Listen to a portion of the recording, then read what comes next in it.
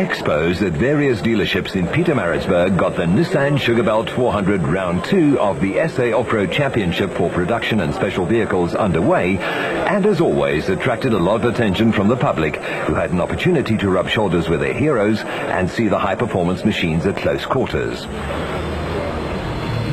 88 production and special vehicle crews from Botswana, Lesotho and all over South Africa entered for the Nissan Sugarbelt 400, organised by the Natal Off-Road Motor Club and rated as the best organised event in 2002.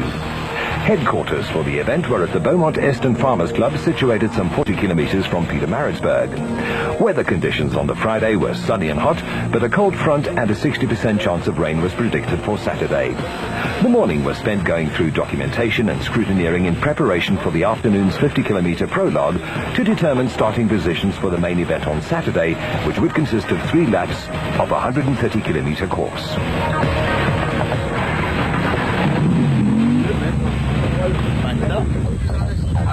Victory on the Nissan Dealer 400 in the Western Cape gave Hannes Grobler and Richard Leek in the proudly South African Nissan Hardbody an early lead in the Production Vehicle Championship. The highly experienced crew had won the last 4 events on a trot. 25-year-old Mark Cronje made his off-road debut in the Western Cape, and he and co-driver Chris Birkin surprised the off-road fraternity by finishing 3rd overall and 1st in Class E in the Castrol Toyota Hilux. Third placed, father and son Johannes and Martinez van der Merwe from Harry Smith won Class D in the Giovanni Mitsubishi Colt. Abi Reinicker and Robin Houghton's performance in the Castrol Toyota Land Cruiser secured them 4th place in the championship, with veteran rally and off-road driver Kasi Kutsia and Aki Fourie 5th in their Castrol Toyota Hilux KZTE.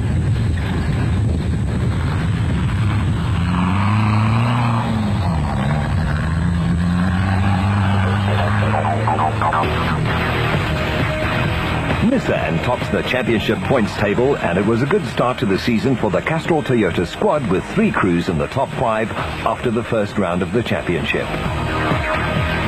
Atang Mahachanene and Mike Schnangel were one of only 4 finishers in the special category in the Nissan Dealer 400, and their overall victory puts them at the top of the championship log.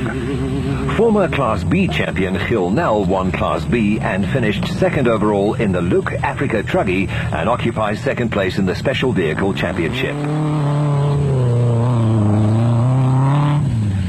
Former production vehicle driver Andrew Birkin made his debut in the special vehicle category and picked up 3rd overall and 2nd in Class B in the Wingfoot, while reigning Class B champions Marcus Taylor and Marc de Charlene had to settle for 4th overall and 3rd in Class B. The Special Vehicle Championship is wide open, and those who didn't make the trip to the Western Cape or failed to finish the event will have ample opportunity to play catch-up. The mood in the Team Ford racing camp was upbeat after the recent arrival of the newly rebuilt Ford Ranger. French outfit SBM had been hard at work since January rebuilding the accident-damaged vehicle and had made significant changes to improve performance.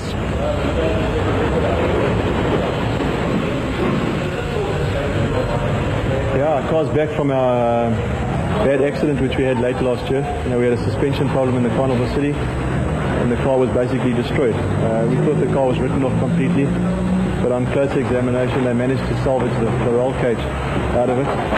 So we sent it back to Europe, and they've been working feverishly on it since then, and we got it back about 2 weeks ago. And we're very, very excited about it. Fantastic to have it back.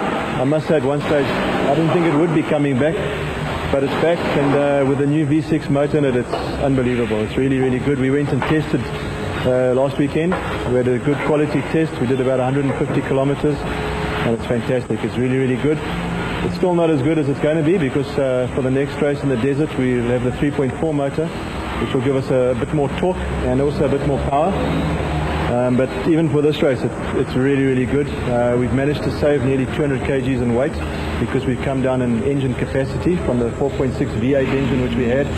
We've now come down to a 3.2 litre V6. So it's been a twofold exercise where we've got more power, we've got more torque, but most importantly we've been able to lose 200 kgs in weight.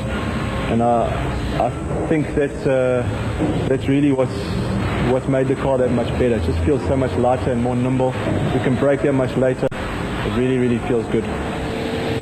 The 50-kilometre prologue was cancelled after a cane fire made the route impassable. Half the field managed to complete the prologue, but race officials decided to seed the field according to past performances. The number one starting position went to Geniel de Villiers and Francois Jordan in the Class T proudly South African Nissan hardbody, and they would be followed a minute later by teammates Hannes Grobler and Richard Leek in another Class T proudly South African Nissan hardbody.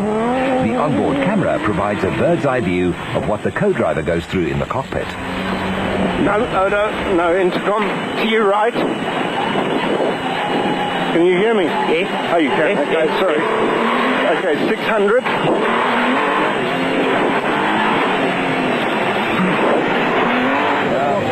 Neil Woolridge and Kenny Skoldhammer were seeded third in the Team Ford Racing Ranger, now with a very different exhaust note compared to that of the V8 previously used.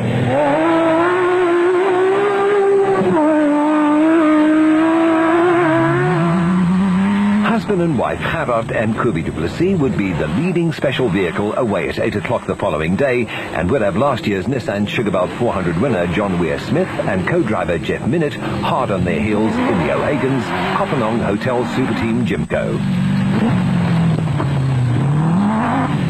Mahakhanene won this event as a co-driver in 2000 and he and Stangl were seeded sixth in the Sam Racing Jimco. Reigning production vehicle champions Duncan Foss and Mike Griffith rolled their Nissan and were faced with a midfield start had the prologue not been cancelled. Starting seventh was a godsend. 2002 Toyota 1000 winner Greg Dowse and Archie Rutherford were seeded 8th in the Mitsubishi 3.5-litre twin-turbo-powered Nashua Mobile Racing Chenoweth. KZN crew Gerald Mundell and Billy Bond would start 9th in the locally designed and built Nissan V6-powered Prolong Bat, while veteran racer and former Nissan Sugarbelt 400 winner Cliff Barker and Vic Camper would start 10th in the Barker Performance Products Land Rover. So, there you have the 10 fastest vehicles in the SA Off-Road Championship with a 50-50 split between the production and special vehicles.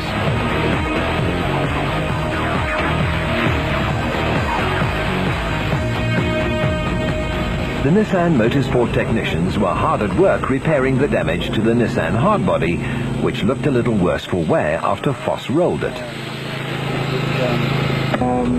Everything else is done. No, I haven't got it.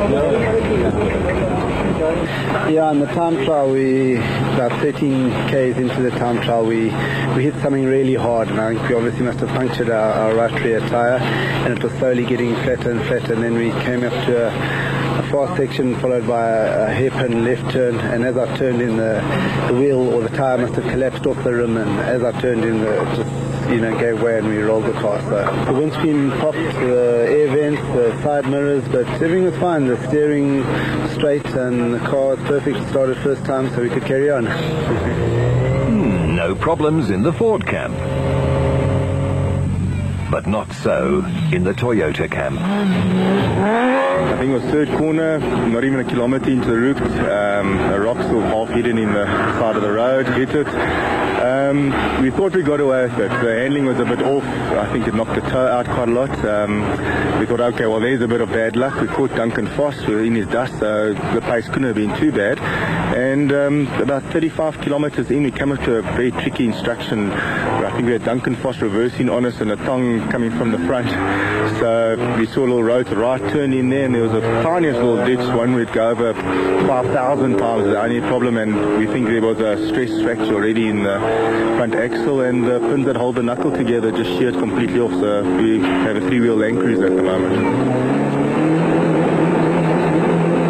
On board with Mark Ronier in the Castrol Toyota Hilux, which also didn't survive the 50-kilometre prologue. The road seemed to have opened up. It looked almost like a rally road, and I thought finally we're getting to some flat ground, and picked up the pace a little bit, came into a corner, and the corner started tightened up on me, and there was a yump in the middle of the corner. We couldn't see it, and I decided I had to slow it down because I was going to jump off the end of the mountain, and as I came on or slowed the vehicle down, I came into like an oversteer, and the rear nudge bar just clipped a tree, and it spun us around into the yump, and the yump just launched us right over. actually flipped right over and landed on the back of the vehicle and rolled into a tree, which basically stopped us. So yeah, it was a bit of an experience, and hopefully you don't need to go through that again.